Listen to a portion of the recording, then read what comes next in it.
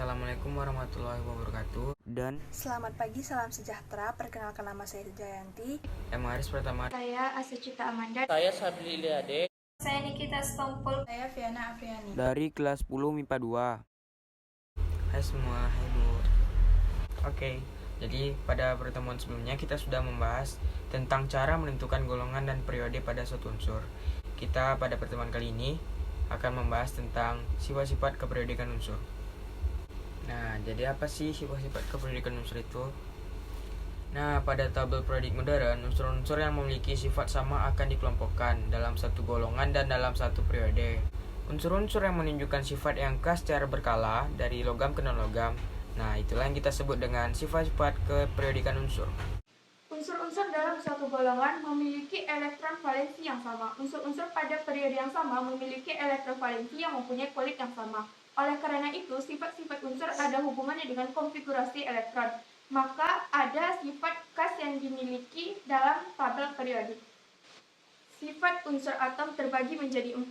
Di antaranya adalah jari-jari atom, afinitas elektron, energi ionisasi, dan keelektronegatifan. Apa itu jari atom? Ialah jarak dari inti atom ke orbital elektron terluar yang stabil dalam suatu atom dalam keadaan yang setimbang. Biasanya jarak ini diukur dalam satuan pikometer atau angstrom. Ini dikarenakan bahwa elektron senantiasa bergerak. Maka untuk mengukur jarak inti atom sangatlah sulit. Energi ionisasi. Energi ionisasi adalah energi yang diperlukan untuk mengeluarkan elektron valensi dari suatu atom atau ion dalam wujud gas. Nilai energi ionisasi bergantung pada jarak elektron valensi terhadap inti atom. Semakin jauh jarak elektron valensi dari inti atom, maka semakin lemah tarikan inti atom, maka energi ionisasinya semakin kecil.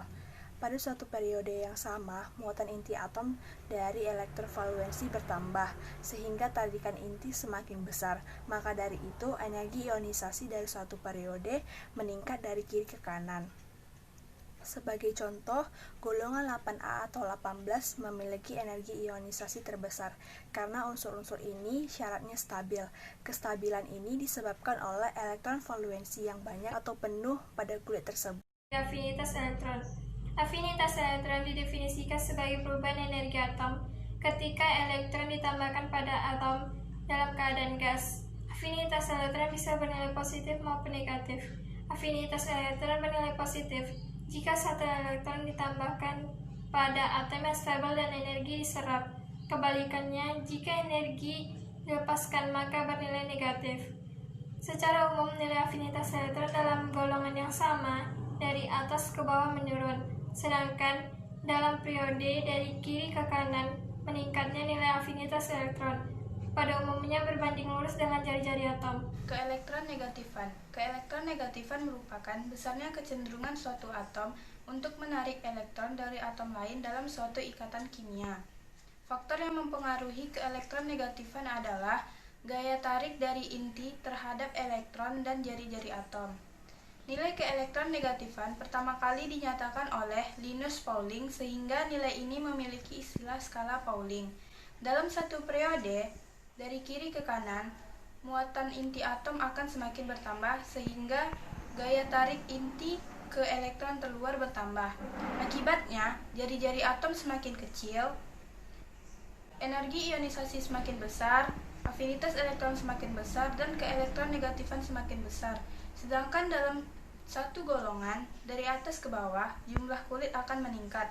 Akibatnya, jari-jari atom semakin besar, ionisasi semakin kecil, afinitas elektron semakin kecil, dan keelektronegatifan semakin kecil. Harga keelektronegatifan penting untuk menentukan bilangan oksidasi atau bilox pada suatu senyawa. Jika harga keelektronegatifan besar, maka unsur tersebut cenderung menerima elektron dan dapat membentuk bilangan oksidasi negatif. Dan sebaliknya, jika harga keelektronegatifan kecil, maka sebuah unsur cenderung melepaskan elektron dan membentuk bilangan oksidasi positif. Sifat logam. Apa itu sifat logam? Yaitu berhubungan dengan kemampuan yang dimiliki suatu atom untuk melepaskan energi elektron atau menjadikannya suatu bermuatan positif. Sedangkan non-logam ialah berhubungan dengan kemampuan suatu sifat atom yang menerima elektron atau menjadikannya suatu bermuatan negatif atau membentuk ion. Next, kereaktifan. Kereaktifan dapat kita ramalkan dengan melihat sifat-sifat yang sudah kita pelajari tersebut. Berikut diantaranya.